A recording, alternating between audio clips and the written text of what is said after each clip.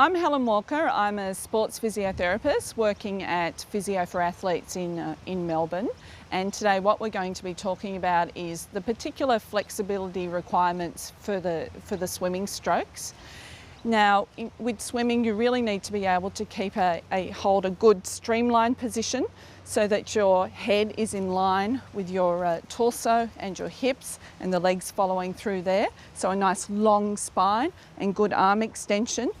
You also need to be able to achieve a good high elbow position so that you can catch the water and exert a long full stroke.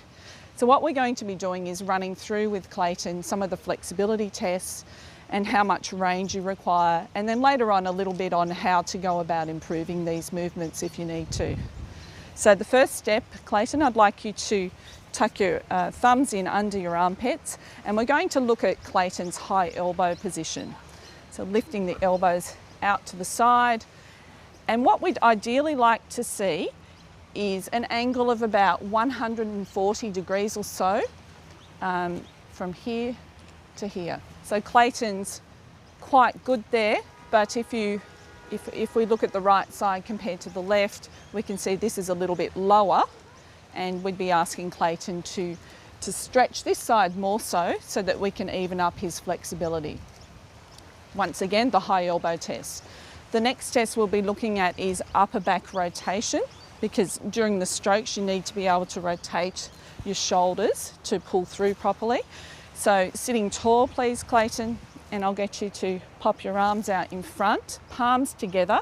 During this test it's really important to keep the hands in the midline and not shift the shoulders to the side. And I'm going to ask you to turn as far as you can go, and we're looking for a 90-degree arc of rotation, equal left to right and the other way. So Clayton has really good rotational range of motion there. Okay, the next test, I get you to come and sit on the end of the couch facing out this way. Now this test, I'll get you to lie down on your back and pull one knee up towards your chest. And what we're looking at here is the fall of Clayton's thigh on the opposite side. So you really need to hug the knee closer to the chest, looking at this angle, and you want the thigh to fall somewhere below horizontal. If the thigh is sticking up in the air like that, this means the hip flexor is tight and you need to work on that flexibility. Let's have a look at the other side. For those doing this at home, you can easily do this test off the edge of a bed.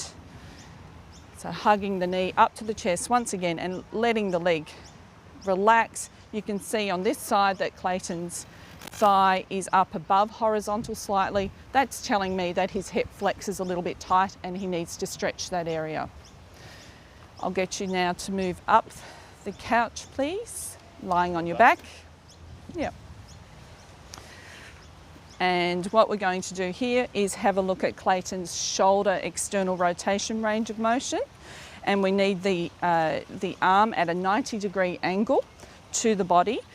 And I'm going to get you to rotate back as far as you can go. And that's lovely range of motion there because Clayton's able to rotate his forearm down below horizontal.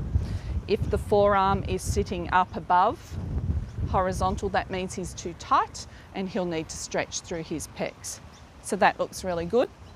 A very simple test, which is often forgotten in swimming, is ankle point. You really need to be able to point those toes and ankles down to get a good relaxed foot during the kick, and ideally we'd like an angle of 180 degrees there. The last test, and perhaps one of the most important, is the streamline test. So I'll get you to roll over onto your stomach. To do this test, get you to just move down the couch a little bit and lying down with your chin down on the couch, eyes forward. When we're testing here, we get the arms extended and the thumbs linked together. You can do this test at home on the floor. And the idea here is to keep the chin in contact with the floor, the chest, the hips, the legs down, and lift your arms up, then Clayton, as high as you can go. And once again, and just chin forward, cheating a little bit there. So keep that chin in line, and we can see that Clayton's getting a nice angle above the horizontal. So, and relax, and I'll just repeat that again, lifting up. This is horizontal. Ideally, you'd like to hit that mark. Anything above horizontal is excellent. Note there that Clayton's keeping the rest of his body down. So it's selective flexibility through this area, reflecting that Clayton has good length through his lats and his pecs and really good strength through the back muscles. Okay, now what we're going to do is talk about some things that you can do yourself to help improve your flexibility or your strength for those things you've identified during your testing that you might need to work on. You'll need a trigger ball, and a foam roller is also really handy. So we're going to be working here with Annabelle, and the first thing I'm going to get Annabelle to do is a stretch to improve her ankle point. So if you go back and remember that we wanted a 180 degree angle. So the easiest way to do this is to place the foot straight, make sure they're not turned in, otherwise that will hurt your ankles, and then just gently rock back. You can take the weight on your hands, leaning back so the feet are forced into a pointed position and you get a good stretch across the front of the ankle joint. If you get any pain, please stop this particular stretch and seek some advice from your healthcare professional. The next stretch that we'll do is facing this way, please, Annabelle. Yeah. And we're going to do a hip flexor stretch. So I'll ask you to put one leg up. Okay. Reach your arms up into streamline. So Annabelle, attention to detail with this particular stretch is really important. So I want you to lengthen through your spine, nice and tall, and then tuck your bottom under so that you're opening up the front of the hip and getting a stretch in your hip flexor. Can you feel that? And if that's not stretching enough, you can lean away to increase the stretch. So once again, the key points here are to keep the spine long and in alignment and tuck the bottom under. All right, next thing we'll do is in side lying, and we're going to do an exercise to improve the upper back rotation mobility. So I'd like you to lie on your side, arms out in front and knees bent up to 90 degrees, hips to 90 degrees, long spine again. And Annabelle, I'm going to ask you to reach forward with that top hand, bring the arm up to vertical, then the arm stays in line with the shoulders. It's not to rotate behind the line of the shoulders, and rotate your rib cage backwards. So this is a really nice upper back mobility exercise. Once again, keeping the arm in line with the shoulders and returning to the start position and reaching forward and up to vertical. Arm in line with the shoulders and rotating the rib cage back. So the movement is occurring from the upper back, not the low back. How does that feel?